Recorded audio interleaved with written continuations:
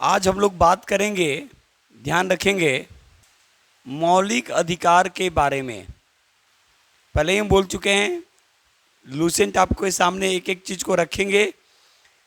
Lucent से जो भी क्वेश्चन बनेगा उससे रहेगा आपको, और भी जो एक्स्ट्रा होगा वो आपके सामने रखा जाएगा। तो मौलिक अधिकार के बारे में सुन लेंगे। ये एक ऐसा अधिकार है जिसको छीना नहीं जा सकता है। हाँ, अगर वैसी स्थिति आएगी, संकट की स्थिति आएगी, तो कुछ वैसे मौलिक अधिकार हैं जो स्वतः समाप्त हो जाते हैं, लेकिन कुछ वैसे मौलिक अधिकार हैं जो उस स्थिति में भी आपसे नहीं छीनी जा सकती। तो ध्यान दीजिएगा, भारतीय संविधान के भाग 3, जिसको मैग्ना कार्टा बोला गया, और अनुच्छेद 12 से 35 में मौलिक अधिकारों की बात की गई है। इसे यूएसए के संविधान से लिया गया है। यूएसए यानी संयुक्त राज्य अमेरिका के संविधान से लिया गया है। अब यहाँ एक चीज़ आपसे क्वेश्चन पूछेगा कि मौलिक अधिकार जो है क्या गैर नागरिकों यानी विदेशी नागरिकों को भी प्रदान किए गए हैं। तो ध्यान रखिएगा, कुछ ऐसे अधिकार, कुछ ऐसे अनुच्छेद जो भारतीय नागरिकों को तो दिया ही गया है, साथ ही साथ विदेशी नागरिकों को भी प्रदान किए गए हैं। यानी मौलिक अधिकार वे अधिकार हैं जो भारतीय नागरिकों के साथ साथ कुछ वैसे इसमें अधिकार गैर नागरिकों को भी प्रदान किए गए हैं। भारतीय संविधान के भाग 3 और अनुच्छेद 12 से 35 में मौलिक अधिकारों की व्याख्या की गई है।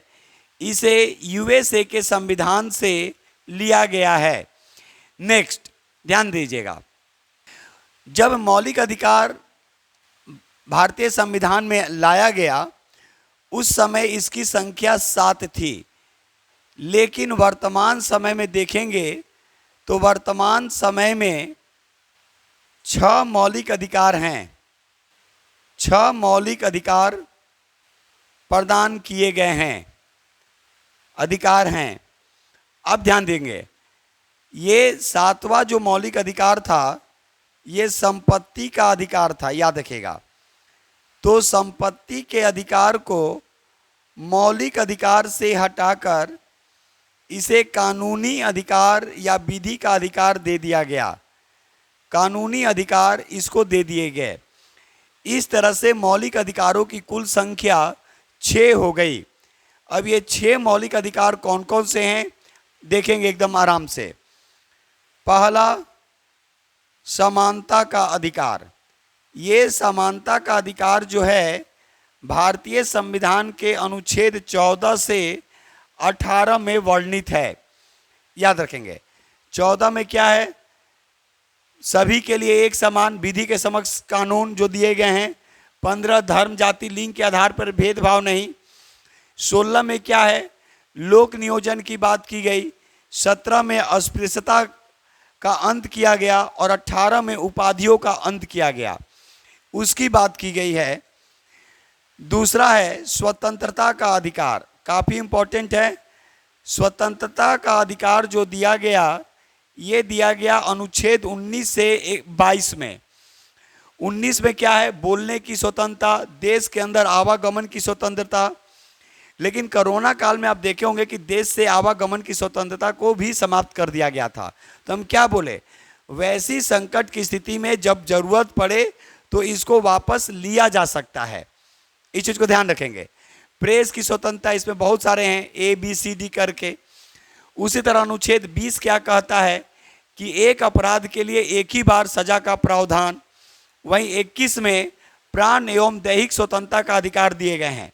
और 21 का ए यहाँ पे काफ़ी इम्पोर्टेंट है, याद रखिएगा। 21 का ए बताता है कि 6 से 14 साल तक के बच्चों के लिए निःशुल्क शिक्षा का प्रावधान। यानी भारतीय संविधान में एक संशोधन किया गया था, 86वां संविधान संशोधन, याद रखिएगा। छियासीवां संविधान संशोधन ये 2002 में किया गया और 6 से 14 साल तक के बच्चों के लिए निःशुल्क शिक्षा का प्रावधान किया गया। तो कभी कभी क्वेश्चन पूछा जा सकता है कि 6 से 14 साल तक के बच्चों की जो मौलिक अधिकार जो दिए गए हैं निःशुल्क शिक्षा का, वो मौलिक अधिकार के किस अधिकार के अंतर्गत आता है? तो ये मौलिक अधिकार के अंतर्गत जो आता है ये है स्वतंत्रता का अधिकार। क्यों?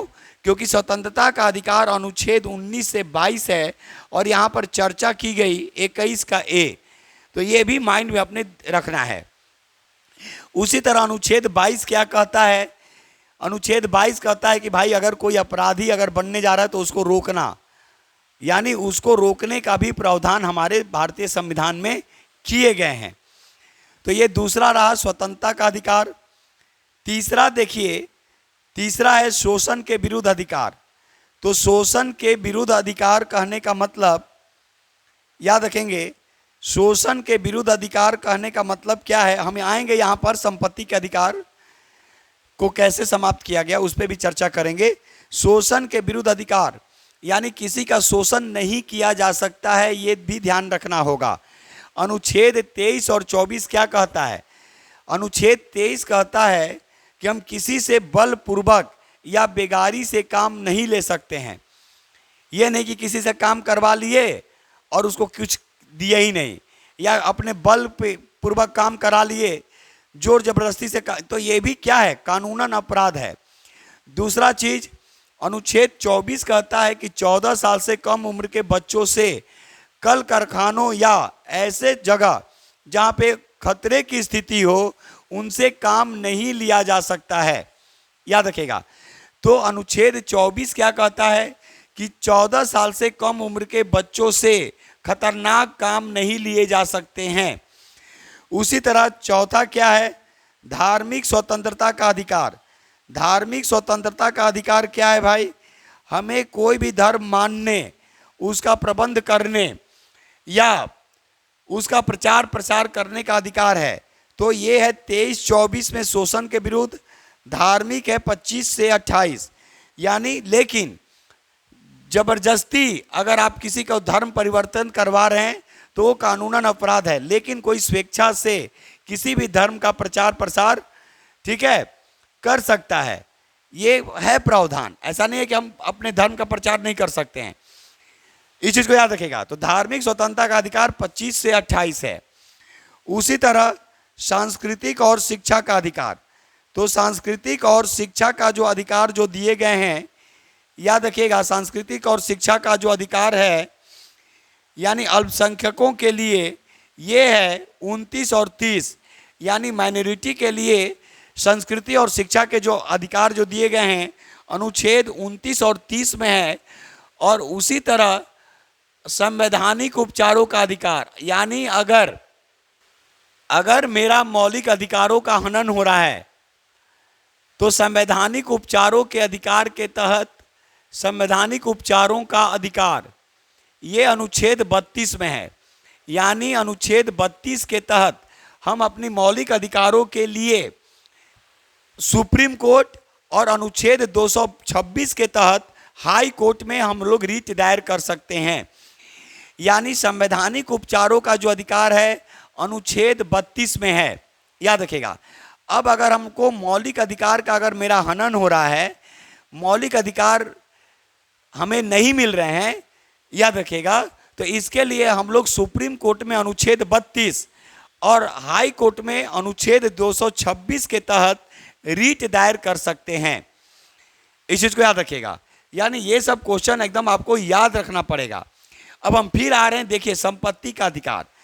देखिए भारतीय संविधान में एक संशोधन किया गया, 44वां संशोधन, याद रखिएगा, 44वें संविधान संशोधन अधिनियम, 44वें संविधान संशोधन अधिनियम 1978 में संपत्ति के अधिकार को मौलिक अधिकार से हटाकर कानूनी अधिकार प्रदान कर दिए गए। इसका कारण क्या था? देखिए, मौलिक अधिकार के तहत किसी का कोई अधिकार छीन नहीं सकते हैं, तो राजा रजवाड़े, जमींदार, ये लोगों के पास इतने ज़्यादा ज़मीन और ये हो गए थे कि भाई अगले के पास तो न के बराबर, अब वो जाएगा कैसे, इसका बहुत सारा है प्रोविज़न, कभी वैसा बात करेंगे तो बता देंगे।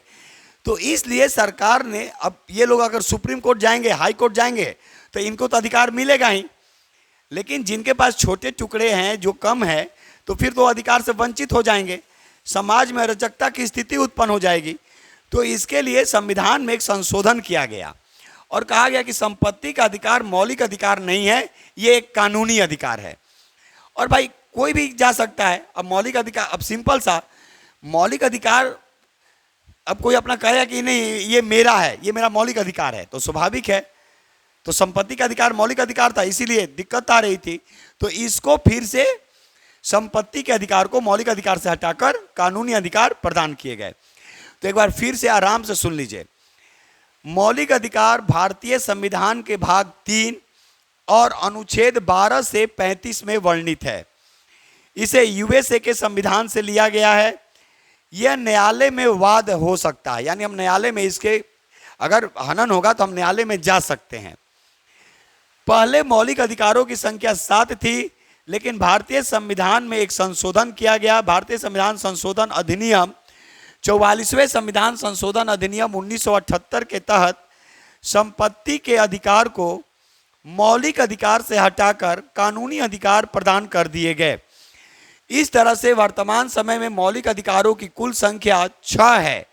पहला समानता का अधिकार, दूसरा स्वतंत्रता का अधिकार, तीसरा शोषण के विरुद्ध अधिकार, चौथा धार्मिक स्वतंत्रता का अधिकार, पांचवा संस्कृति एवं शिक्षा का अधिकार और छठा संवैधानिक उपचारों का अधिकार। तो इस तरह से मौलिक अधिकार से आपसे क्वेश्चन पूछे जा सकते हैं। चलिए फिर एक नए टॉपिक के साथ आपके सामने उपस्थित होंगे। आज के लिए बस इतना ही। जय हिंद, जय भारत, भारत माता की जय।